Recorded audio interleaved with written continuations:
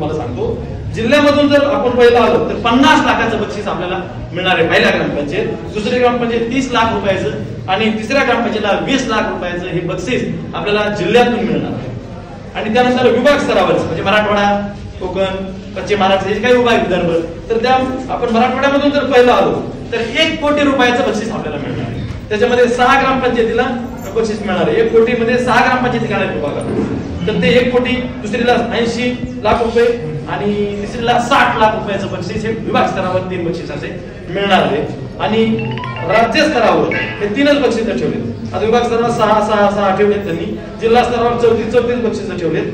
अशा प्रकारचे वेगवेगळे बक्षीस आहेत आणि राज्यामध्ये 3च बक्षीस आहेत. त्याच्यामध्ये पहिली येणार राज्यातून ग्रामपंचायत 5 कोटी रुपये पहिल्या येणाऱ्या ग्रामपंचायतला बक्षीस आहे, दुसऱ्या येणाऱ्या ग्रामपंचायतला 3 कोटी रुपये आणि तिसऱ्या येणाऱ्या ग्रामपंचायतला 2 कोटी रुपये. अशा एवढ्या मोठ्या प्रमाणामध्ये ह्या योजनेचं बक्षीस या योजनेमधून, ह्या अभियानामधून आपल्याला ग्रामपंचायतला शासन देणार आहे.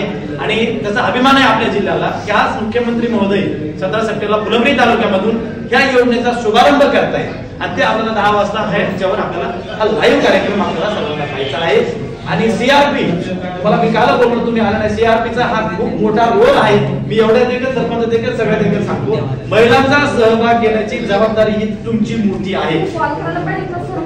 तुम्ही काल कॉल केला होता, मी मेसेज टाकला, तुम्हाला ग्रुपमध्ये ऍड केलंय. ग्रुप आता आहे, पुन्हा अंगणवाडीचे कर्मचारी, हे कर्मचारी आहेत, मी सगळ्यांना मेसेज टाकलाय. ग्रामसभा म्हणल्यानंतर कॉल करायची अजिबात आवश्यकता नाही. तुम्ही कर्मचारी आहात, तुम्हाला ह्या सगळ्या गोष्टी माहित पाहिजेत. त्या गोष्टीला तुम्ही ग्रामपंचायतला न बोलवता आलं पाहिजे. लोकांनी म्हणलं आम्हाला सांगितलं नाही, तर लोकांसाठी आम्ही काल दौंडी दिलेली आहे.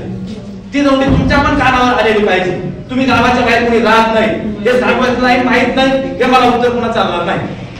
दौंडी दिली ना गावामध्ये, दौंडी सगळ्याला हे लोकांना ऐकू आली. तुम्हाला ऐकू येत नाही का बाकीच्याला? तुम्ही हे ठीक आहे, शिक्षक लोक आहेत, तुम्ही गावातच राहता सगळ्या, तुम्हाला दौंडी ऐकू येत, तुम्हाला सांगायची जनवंत तुम्ही वेळेवर येत नाही. बरोबर आहे सर? पण तुम्ही तुमचं जबाबदारी, तुमच्या वतीने मी बोलतोय यांना. त्यानंतर तुम्ही सांगा सर, पण बोलणारच आहे काय. अशा पद्धतीचं ही योजना आहे. कर्मचाऱ्यांनी आपल्याला सगळ्यात अगोदरची शिस्त महत्वाची आहे, तर आपण लोकांना तेवढ्या हक्काने बोलू शकतो. अधिकार आपल्याला आपण आपल्या शिस्तीत राहिलो, आपण आपल्या नियमात राहिलो, अशा गोष्टी आहेत. तर या प्रकारच्या ह्या योजनेचं स्वरूप मी तुम्हाला थोडक्यामध्ये सांगितलं. अरे योगेशने दिलं नाही का?